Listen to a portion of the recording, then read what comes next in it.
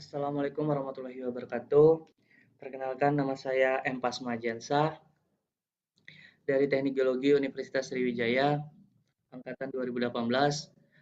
Pada hari ini saya akan mensosialisasikan mengenai mitigasi bencana Kabupaten Merangin, Jambi. Kabupaten Merangin merupakan salah satu dari ke-11 kabupaten yang ada di Provinsi Jambi.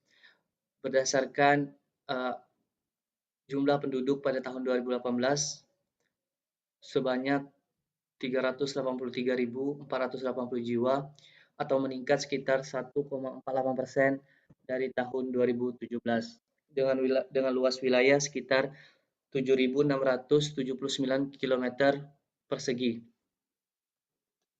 Demikian kondisi geomorfologi. Ditinjau dari kondisi geografi, geologis, hidrologis, dan demografis, menunjukkan bahwa wilayah Kabupaten Merangin berpotensi tinggi terjadi bencana, baik yang disebabkan oleh faktor alam dan atau non-alam.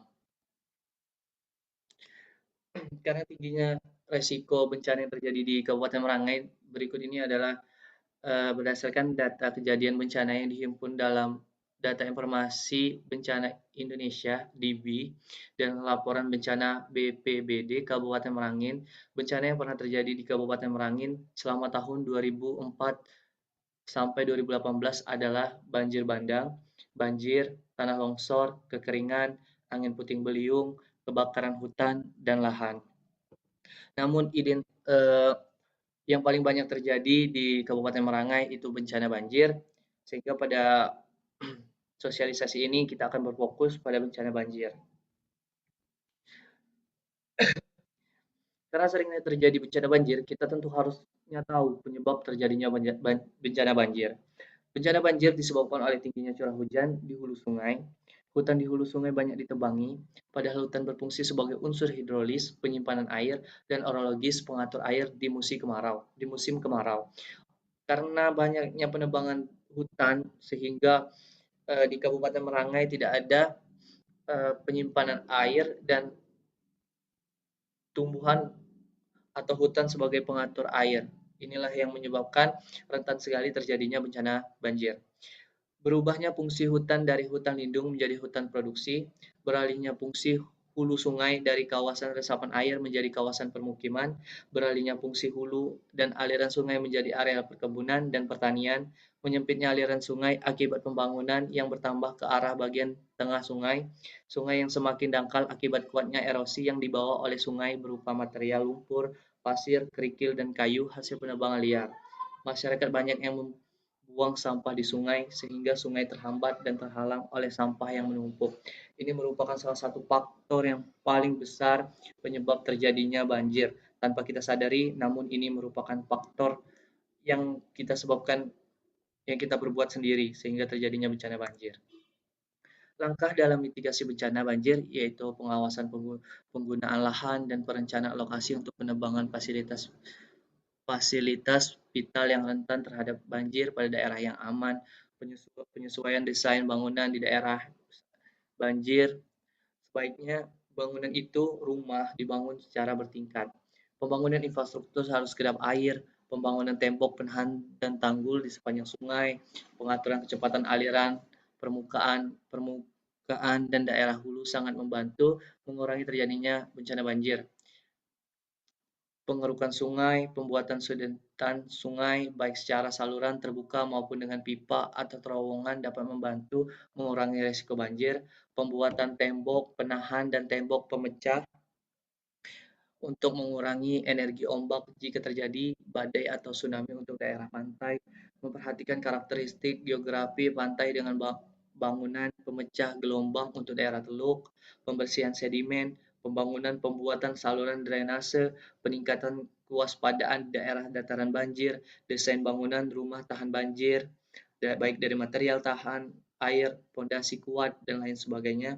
Pelatihan pertanian yang sesuai dengan kondisi daerah banjir, meningkat kewaspadaan terhadap pengundulan hutan.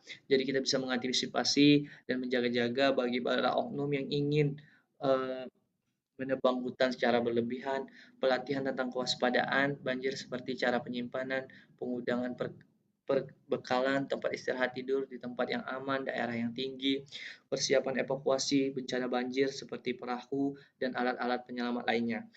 Ini yang paling penting bagi daerah yang sudah diketahui rawan akan terjadinya bencana seperti banjir, perlu sekali adanya perahu dan alat-alat penyelamatan yang lain. Ya. Dan bagaimana sih jika sudah terjadi bencana? Nah, demikian itu adalah mitigasi saat terjadinya bencana. Yang pertama, paling pertama itu jangan panik, utamakan keselamatan diri kita dan keluarga, amankan surat-surat berharga, benda-benda berharga dan dokumen penting. Saya berikan tips jika di dalam rumah kalian terdapat banyak surat-surat penting, akan lebih baiknya jika dibuat dalam satu file atau satu dokumen sehingga jika terjadi suatu bencana bisa uh, langsung diamankan secara dokumen yang penting. Cabut dan pindahkan semua barang elektronik dan turunkan kring listrik. Buatlah tanggul penahan air sementara di depan pintu rumah kita menggunakan semen. Evakuasi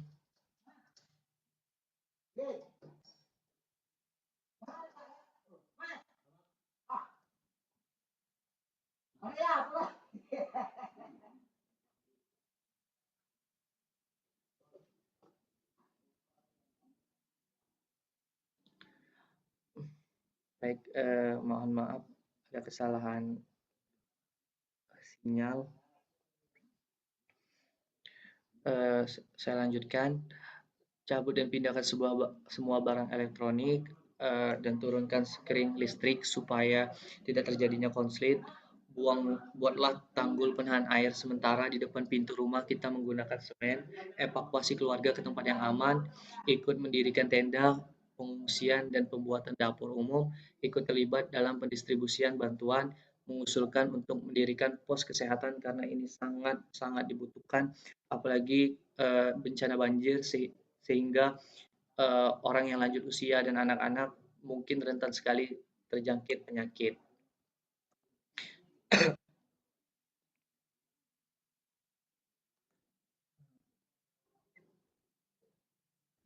Demikian adalah langkah-langkah dalam mitigasi bencana banjir, sangat banyak sekali. Salah satunya itu pengawasan penggunaan lahan dan perencanaan lokasi. Oh, dan sudah tadi. Dan sekarang kita membahas tentang asuransi dan perhitungan premi. Apa sih asuransi itu? Ternyata ada juga asuransi bencana. Asuransi bencana adalah suatu iuran yang harus dibayar setiap bulan atau setiap tahun sesuai kewajiban dan kesepakatan antara nasabah dan pihak asuransi. Besaran premis yang harus dibayarkan ditentukan atau diukur sesuai dengan tiga resiko yang ditanggung oleh perusahaan asuransi. Seperti dilihat, ada nilai pertanggungan, ini ditentukan antara kita dan pihak asuransi. Suku premi wilayah, di mana wilayah satu itu ada Sumatera dan kepulauan di sekitarnya. Wilayah 2 itu DKI Jakarta, Jawa Barat, dan Banten. Wilayah 3 selain wilayah 1 dan 2. Berdasarkan wilayah pemetaan daerah Merangin, Jambi dalam tabel ini berada pada wilayah 1, daerah Sumatera dan kepulauan di sekitarnya. Karena daerah Merangin berpotensi terjadi bencana alam banjir, maka digunakan perhitungan premi sebagai berikut. NP nilai pertanggungan, saya di sini memilih 400 juta, premi 0,05, seperti dilihat pada tabel, banjir typhoon, banjir kerusakan diakibatkan air, 0,05 dikali NP kali 400 juta sama dengan 200, biaya premis yang harus dibayar sebesar Rp 200.000 per bulan. Demikianlah pemaparan dari saya, semoga membantu. Lebih dan kurang saya mohon maaf, pada Allah saya menampun. Wabillahi taufiq wal hidayah. Wassalamualaikum warahmatullahi wabarakatuh.